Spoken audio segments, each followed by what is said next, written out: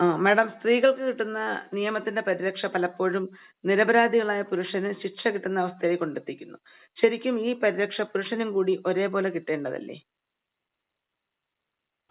ഇപ്പോഴത്തെ കാലാനുസൃതമായ ഒരു മാറ്റത്തില് സ്ത്രീയും പുരുഷനും ഏതാണ്ട് ഒരേ തുല്യ തട്ടിലെത്തിയിട്ടുണ്ട്.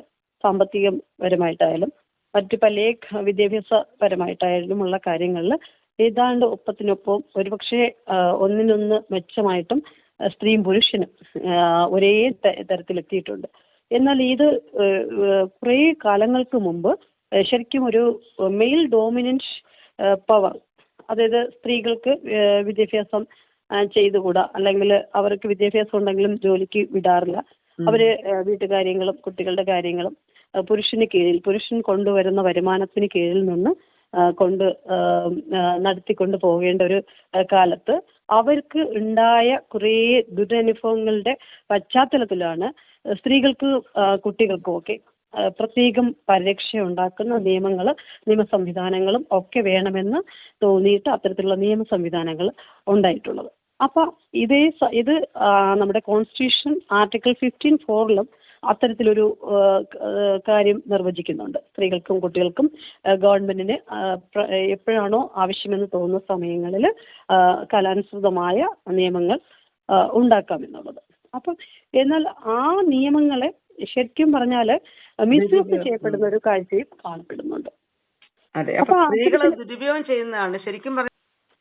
ശരിക്കും പറഞ്ഞാല് അങ്ങനെയല്ല. അത് സ്ത്രീകൾക്ക് മാത്രം പരിരക്ഷ കിട്ടണം എന്നുള്ളത് കൊണ്ട് അവര് ഇൻകാപ്പബിൾ ആണ്, അല്ലെങ്കിൽ പുരുഷനോളം ശക്തി അവർക്ക് പോരാ. അപ്പൊ അവർ ഒരുപാട് പീഡനങ്ങൾ പുരുഷന്മാരിൽ നിന്നും ഒരുപാട് ഇടങ്ങളിൽ അനുഭവിക്കുന്നത് കണ്ടിട്ടാണ് നിയമപരിരക്ഷ കൊണ്ടുവന്നത്. പക്ഷെ ആ നിയമപരിരക്ഷ ഇത്തരം കുറേ തരം ആളുകള് പുരുഷനെതിരെ അനാവശ്യമായിട്ട് മിസ്യൂസ് ചെയ്യപ്പെടുന്നതായിട്ട് പലയിടത്തും പല സന്ദർഭങ്ങളിലും കോടതികളിലും മറ്റുമൊക്കെ അറിയാനും കാണാനും ഒക്കെ സംഭവിക്കാനും ഇടയായിട്ടുള്ളതിന്റെ പശ്ചാത്തലത്തിൽ മാഡം പറയുന്നത് പോലെ അത്തരത്തിലൊരു സാധ്യത ഇനിയുള്ള ഒരു കാലത്ത്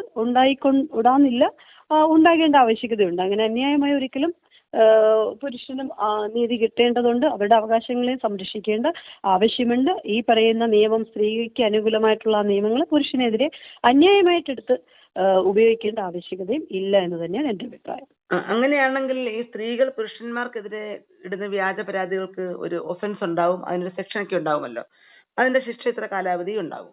അപ്പൊ അത് വ്യാജമാണ്, സ്ത്രീ കൊടുത്ത പരാതി എന്ന് തെളിഞ്ഞാൽ അതേ ശിക്ഷ, അതേ ഒഫൻസിന്റെ ശിക്ഷ ഈ സ്ത്രീക്കും കൊടുക്കേണ്ടതല്ലേ? ഈ സമീപകാലത്ത് മധ്യപ്രദേശിൽ അങ്ങനെ ഒരു ശിക്ഷ കൊടുത്തതായിട്ട് അറിയാൻ കഴിഞ്ഞിട്ടുണ്ട്. പുരുഷൻ കിടന്ന അത്രയും ദിവസം തന്നെ ആ പെൺകുട്ടിയും ജയിലിൽ കിടന്നു. അത്തരത്തില് ഒരു പക്ഷേ ആ ഒരു രീതിയിലുള്ള മെന്റൽ ട്രോമ, വ്യാജമായ പരാതി, വ്യാജ തെളിവുകളോ വ്യാജമായ പരാതിയോ കൊടുത്തുകൊണ്ട് ആ പുരുഷനെ ദ്രോഹപരമായിട്ട് ചെയ്യുന്ന കാര്യങ്ങളിൽ അത് അത്തരത്തിൽ കണ്ടെത്തി കഴിഞ്ഞാൽ, കോടതിയുടെ ശ്രദ്ധയിൽപ്പെടുത്തി കഴിഞ്ഞാൽ, ആ പുരുഷന്റെ അഭിഭാഷകൻ അതിനു വേണ്ടി ഒരു ശ്രമം നടത്തിയാൽ അത്തരത്തിൽ കോമ്പൻസേഷൻ ഉൾപ്പെടെയുള്ള സംഗതികൾ കൊടുക്കാറുണ്ടെന്നാണ് എന്റെ അറിവിലുള്ളത്. അല്ല, എനിക്ക് പലപ്പോഴും തോന്നിയിട്ടുള്ളത് പുരുഷന്മാർ പലപ്പോഴും ഇങ്ങനെയുള്ള ട്രോമയിൽ നിന്ന്, അതായത് വ്യാജമായ പരാതിയിൽ പെടുകയും ജയിൽ ശിക്ഷ അനുഭവിച്ചതിന് ശേഷം അവരെപ്പോഴെങ്കിലും നിരപരാധിയാണെന്ന് തെളിഞ്ഞു കഴിയുകയും ചെയ്തു കഴിഞ്ഞാൽ പിന്നെ അവര് മാനസികമായി തകർന്നൊരവസ്ഥയിലാണല്ലോ ഉള്ളത്. അതിനുശേഷം പിന്നെ അവരൊരിക്കലും സ്ത്രീക്കെതിരായിട്ട് അധികം പേര് പോകുന്നുണ്ടായിരിക്കാം, അധികം പേര് പോകുന്നില്ല എന്നുള്ളതാണ്. പക്ഷെ അങ്ങനെ ചില പുരുഷന്മാരെങ്കിലും ഫൈറ്റ് ചെയ്തെങ്കിലല്ലേ സമൂഹത്തിന് തന്നെ ഇതൊരു മാതൃകയാകത്തുള്ളൂ. എങ്കിലല്ലേ ഇങ്ങനെ വ്യാജ പീഡന പരാതികൾ സ്ത്രീകൾ കൊടുക്കുന്ന പ്രവണത കുറയത്തുള്ളൂ. എന്റെ ഒരു ഡൗട്ടാണ്. എന്താണ് അഭിപ്രായം? ഈ സന്ദർഭത്തിൽ അതെനിക്ക് പറയാനുള്ളതെന്ന് പറഞ്ഞാൽ, വ്യാജ പരാതികൾ അങ്ങനെ പുരുഷനെതിരെ ഒരു സ്ത്രീ ക്രിയേറ്റ് ചെയ്ത് മാനിപ്പുലേറ്റ് ചെയ്ത് എടുക്കുകയാണെങ്കിൽ അത് തീർച്ചയായിട്ടും കോടതിയുടെ മുമ്പിൽ എത്തുമ്പോഴത്തേനും അത് തീർച്ചയായിട്ടും തെളിയിക്കപ്പെടാൻ കഴിയും, തെളിയിക്കപ്പെടണമെന്നുള്ളതാണ്. പിന്നെ ഈ പറയുന്നത് പോലെ അത് വളരെ അപൂർവമായിട്ടേ അങ്ങനെ വ്യാജമായിട്ട് തെളിവുകൾ ഉണ്ടാക്കി ആ ഒരു പുരുഷനെ പിന്നീട് ശിക്ഷയിലേക്ക്